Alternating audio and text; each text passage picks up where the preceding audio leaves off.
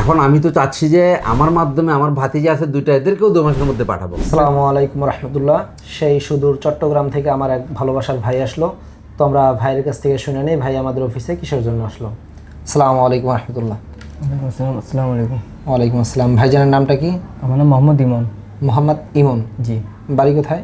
বাড়ি চট্টগ্রাম। চট্টগ্রাম। আজকে আমাদের অফিসে কিসের জন্য আসছেন? সৌদি সৌদি যাব। সৌদি যাওয়ার জন্য আসছেন। আজকে কি ডকুমেন্টস নিতে আসছেন?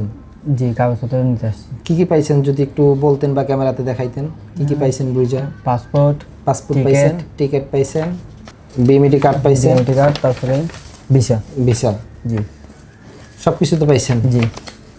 তো আমাদের অফিসের সার্ভিসটা কেমন লাগলো আপনার কাছে? জি, আলহামদুলিল্লাহ ভালো লাগছে। জি। কোনো প্রতারণার শিকার হয়েছেন? জি না, কোনো প্রতারণার শিকার হন নাই। কোন কোম্পানিতে যাইতেছেন আপনি? E1 international company. আপনার ফ্লাইট কয় তারিখে? 15 তারিখ সকাল 5:55। আগামীকালকে আর কি।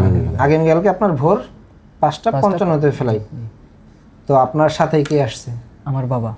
আপনার ছেলে? আপনার নাম কি ভাইয়া? আমার নাম মোহাম্মদ বাচ্চু মিয়া। মোহাম্মদ বাচ্চু মিয়া।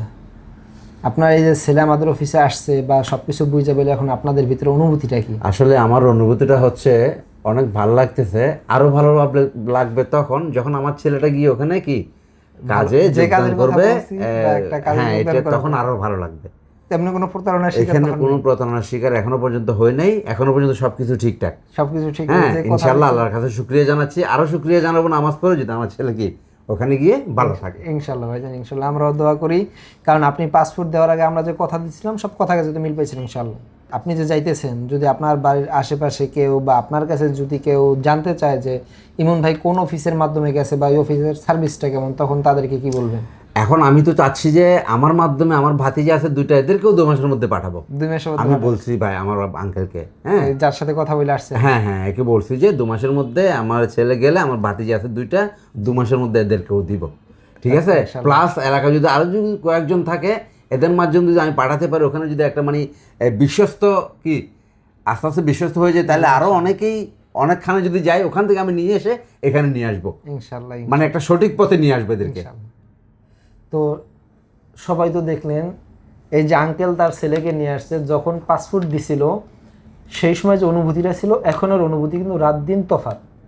তো আঙ্কেলের কথা হচ্ছে যে আমরা ইমন ভাইয়ের সাথে এতদিন যে কথা দিছিলাম সমস্ত কথা কাজে আঙ্কেলে মিল পাইছে। তো এখন তার চাওয়া পাওয়া হচ্ছে সৌদি আরবে গিয়ে যেন ভালো একটা কাজ করতে পারে, সময় মতন স্যালারিটা পায়, ভালো একটা চাকরি পায়। তাইলে আঙ্কেল আরও তার 2জন ভাইস্তা আছে, ভাইস্তা দিবে, প্লাস তার বাড়ির আশেপাশে যে আরও লোকজন আছে তাদেরকেও দিবে। তো সবাই ইমন ভাইয়ের জন্য দোয়া করবেন, আমাদের জন্য দোয়া করবেন। আমরা এই এতদিন যে কথা দিছি কথা কাজে মিল রাখতে পারছি ইনশাল্লাহ।